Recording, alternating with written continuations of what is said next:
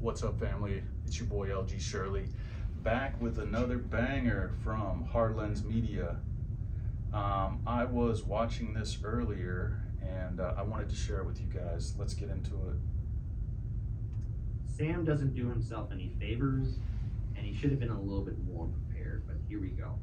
We'll play it a little bit and we'll pause like halfway through. Okay. You had complaints from one programmer who said you guys were basically stealing people's stuff and not paying them, and then he wound up murdered. What was that? Also a great tragedy. He committed suicide. You think he committed suicide? I really do. Have you looked? This was like a friend of mine. This is like a guy that, and not a close friend, but this is someone that worked at OpenAI for a very long time. I was really shaken by this tragedy. I spent a lot of time trying to, read everything I could, as I'm sure you and others did too, about what happened. It looks like a suicide to me. Why does it look like a suicide? It was a gun he had purchased. It was this is like gruesome to talk about, but I read the That's whole right. That's right. medical record. Does it not look like one to you? No, he was definitely murdered, I think. There were signs of a struggle, of course. The surveillance camera, the wires had been cut. He had just ordered takeout food, come back from vacation with his friends on Catalina Island. No indication at all that he was suicidal. No note and no behavior. He had just spoken to a family member on the phone.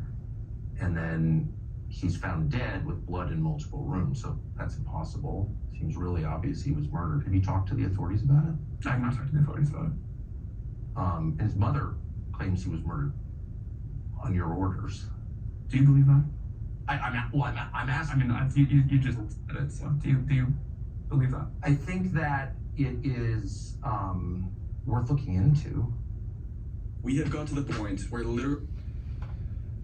Okay, so I think we're just gonna end it there, and I'm gonna give you my thoughts on this. This is one of the craziest stories. This has actually happened a while back, and so this has been investigated already, I guess twice at least. Forensics have looked at everything from blood splatter to bullet trajectories in how this was investigated. So ultimately it's on record, I suppose now, that he unalived himself. However, the facts that Tucker is stating are indeed facts. The gentleman who is no longer with us, he had security cameras. The wires were cut. He doesn't mention this in there. There was a wig on the floor that didn't belong to him, supposedly. He shot himself. That's how he tragically passed. However, there was blood in multiple rooms. Now, how is that possible? If you shoot yourself, then you fall over and you die. How does blood get in multiple rooms? That's very interesting. How did the security wires get cut? He had also just spoken to a family member and ordered DoorDash, so the food had not arrived yet.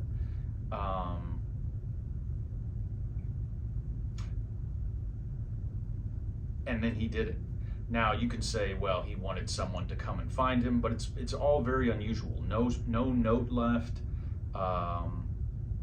Again, he had just come back from a vacation with friends, I suppose, and his family had recently talked to him. Nobody saw a sign of this happening, and add to the mix of that he was destined, on his own admission, to become basically a whistleblower for OpenAI, stealing intellectual property, among other things, possibly.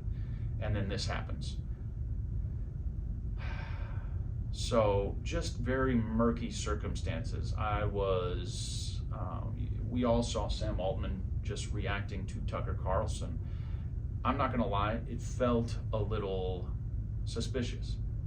Now this is all alleged, just so I don't get myself in any kind of trouble, but because you have to watch your P's and Q's these days. I'm certainly not implying that people should be presumed guilty until proven innocent. The other way around, in fact. I think that's a great system, of course.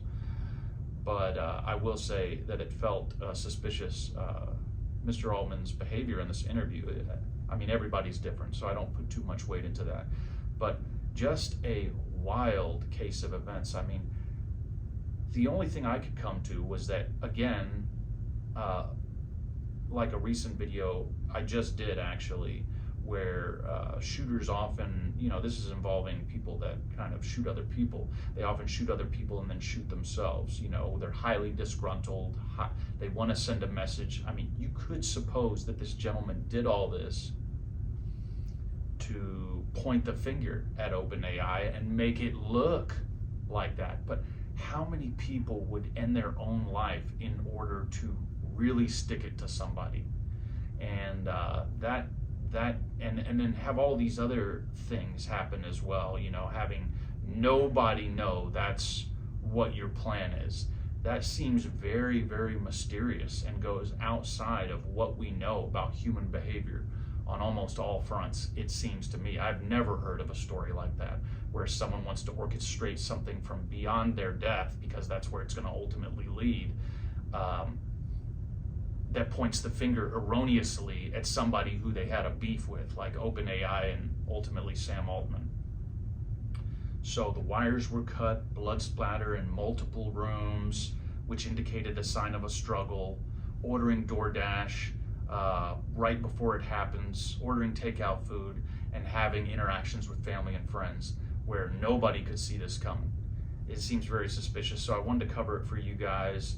And if it is true, which I'm not saying it is, that OpenAI had some involvement, this is a hallmark of a very dark present that we're living in right now. And regardless, even if it is genuine that he did unalive himself, I mean, all those things, the camera wires being cut, the fact that he was just about to blow the whistle on OpenAI, it still indicates very dark times that I think we're living in. So let me know your comments. Let me know your thoughts in the comments, and I'll get back to you guys on the next video. Thanks for coming out. Thanks for tuning in, and hope you guys have a great day. Chunk that deuce. Peace.